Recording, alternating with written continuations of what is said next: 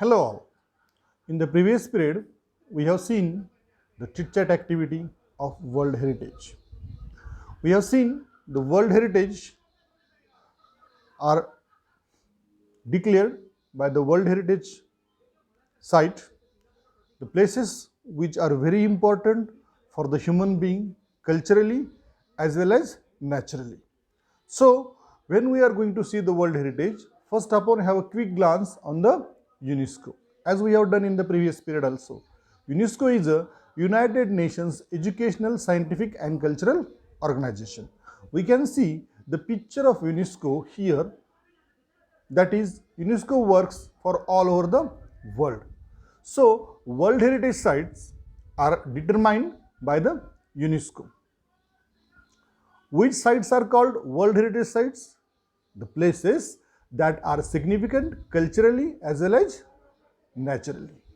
International World Heritage Program also works under the UNESCO, and World Heritage Committee also runs under UNESCO. This World Heritage Committee works an important role in finding such places or declaring such places as a natural as well as culturally importance. We can see some places are both naturally importance and culturally importance. The Mount Hingston in China is one of the example that this place is importance culturally as well as naturally. People all over the world came to realize that such places are very important and they have to be protected, but no work had to be done regarding to this one.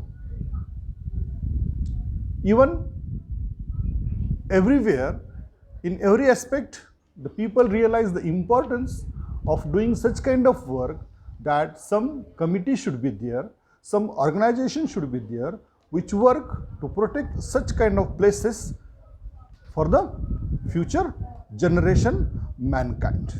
So we can see plenty of places are included here, some forest, some lakes, some structures, buildings, all these things are included here.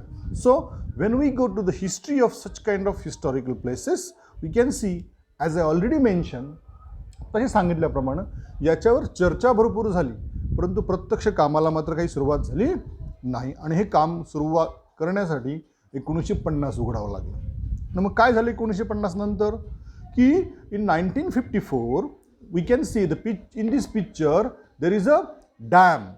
Aswan Dam was going to be built on the river of Nile in Egypt. We all know the Egypt river, which is in Nile river. The Nile river is in Egypt, and on that Nile river there was a big dam is going to be constructed, and the name of the dam was Aswan High Dam.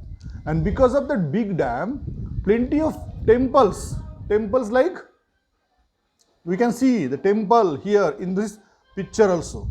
So the temple like Abu Simbel and various other temples are going to be under water because of this dam. And now UNESCO realized the importance of these temples, Abu Simbel temple and other temple which are going to be under the water.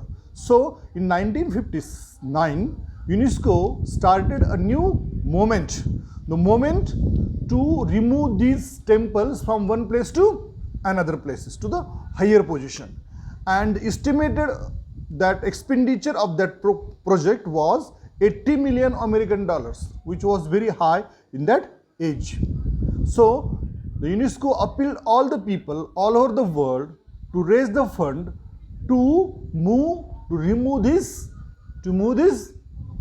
temples to another place, to establish this temple from the Nile river to another higher position. And for that 40 million dollars were collected by the various countries, 50 countries of the world. And then International Council of Monuments and Sites they decided to establish regarding to that one. They soon write down all the objectives that how the International Council and Monuments and Sites will work, but still nothing was going happen. But In 1965, the White House Conference, we can see the White House Conference in the picture. In 1965, in the White House Conference, World Heritage Trust was going to be established, and under this World Heritage Trust, the various places, historical importance places and natural importance places were going to be protected.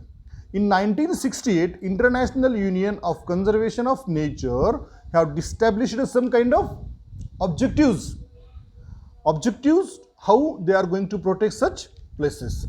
And in 1972, Sweden, Stockholm, where the United Nations Conference of Human Environment was going on, all these objectives were presented there, and after examining all these objectives, 16 November 1972, they established this Protection of World Cultural and Natural Heritage General Conference.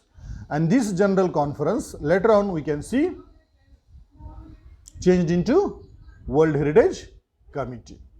So now World Heritage Committee.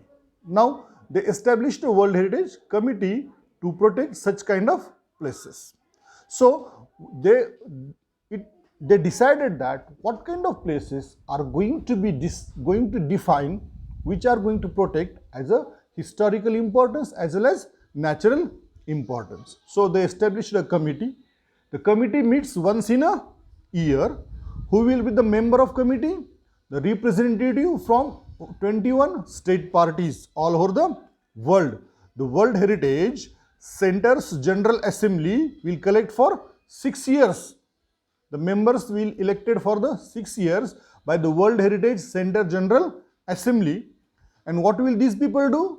These people will find the new historical and natural important places of their particular region, and then they give the recommendation to the committee to declare such kind of places as a World Heritage Sites. So the committee has started its work. Now let's see how a World Heritage Site is going to define. To define any place as a World Heritage Sites, there are 5 important steps.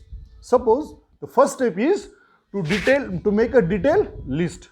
Suppose any country or any state has to prepare such kind of places list, a detailed list, what is called an inventory list also.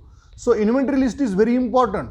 If any country or any state did not include any particular place into that inventory list, what will happen? This place will not become as a World Heritage Site. जर प्राथमिक यादीमध्ये एखाद्या स्थळाचा जर समावेश केला नाही तर काय होईल? ते स्थळ जागतिक वारसा केंद्र म्हणून निश्चित होणार नाही. So first every country, every state make a detail list of his culturally and naturally important places, which is called inventory list. Once the inventory list is decided, then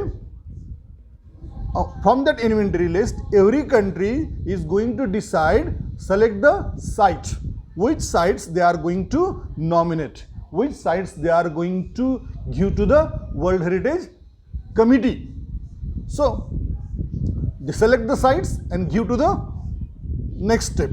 Then in the third steps, International Council on Monuments and Sites and World Heritage Committee, these 2 committees review the nomination files which are sent by particular country and particular state.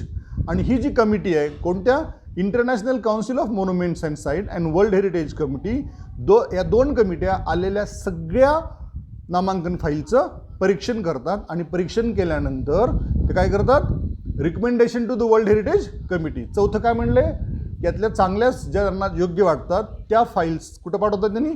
Recommendation to the world heritage committee. आणि मग these files are given to world heritage committee. आता world heritage committee काय करतं? The world heritage committee in their yearly meeting meets once in a year and then review all the list which are provided, all the files which are given to them to committees, and then they decide which places are going to include in that World Heritage Sites. And the last stage, as they decide that there are 10 criterias to include such places as a World Heritage places. So they examine that such places are fit to the criteria, and according to the criteria they enroll such kind of place into the World Heritage sites. Once the place is declared as a World Heritage sites, it is the wealth of that particular country as well as it is the wealth of the whole world. म्हणजे एकदा का एखादं ठिकाण world heritage sites म्हणून declare झालं की केवळ त्या ठिकाणावर त्या देशाचाच नाही तर संपूर्ण विश्वाचा अधिकार असतो, नाही का. म्हणजे या 5 स्टेपच्या माध्यमातून पहिली स्टेप्स काय म्हटलंय आपण, एखाद्या देशाने आपली यादी बनवणं, यादी बनवण्याच्या नंतर त्यातले कोणते स्पॉट्स, कोणत्या साइट्स, कोणती ठिकाणं आपणाला जागतिक समितीकडे पाठवायचे याच्या बाबतीत ते सिलेक्ट करतात. सिलेक्ट करायचे साइट्स सिलेक्ट केल्यानंतर म्हणजेच त्या इन्व्हेंटरी यादीमधनं सिलेक्ट द साइट्स झाली की मग ते रिव्ह्यू द नॉमिनेशन फाईल्स. कोण करतं रिव्ह्यू, हे International Council on Monuments and Sites and World heritage Committee review करतात. रिव्ह्यू केल्यानंतर त्यातल्या ज्यांना जे आवश्यक वाटतात त्या रिकमेंड करतात कोणाला, world heritage committee. World heritage committee काय करतं, वर्षातनं एकदा भेटते, ते साइट्स पाहतात, गरज पडली त्यामध्ये ॲड करतात. त्यानंतर त्या 10 क्रायटेरिया त्यांच्याकडे जे आहेत, एखादी साइट्स वर्ल्ड हेरिटेज साइट्स म्हणून डिक्लेअर करण्यासाठी जे 10 क्रायटेरिया त्यामध्ये बसतं का बघतात, आणि बसल्यानंतर त्या साइट्सला वर्ल्ड हेरिटेज साइट्स म्हणून डिक्लेअर केलं जातं. आणि एकदा का ती साइट्स वर्ल्ड हेरिटेज साइट्स म्हणून डिक्लेअर झाली की ती केवळ राष्ट्राची मालकीची न राहता संपूर्ण जगासाठी साइट्स बनली जाते, महत्त्वाची साइट्स बनली जाते. तर मित्र, आपण इथंच थांबूयात. कसा वाटला हा व्हिडिओ आपली मतं जरूर कळवा. आणखी याच प्रकारची व्हिडिओ तुम्हाला जर हवी असतील तर माझ्या चॅनलला सबस्क्राईब करा, घंटी दाबा, आणि एकदा का तुम्ही सबस्क्राईब केलं की अशा पद्धतीचे भरपूर व्हिडिओज तुम्हाला पाहायला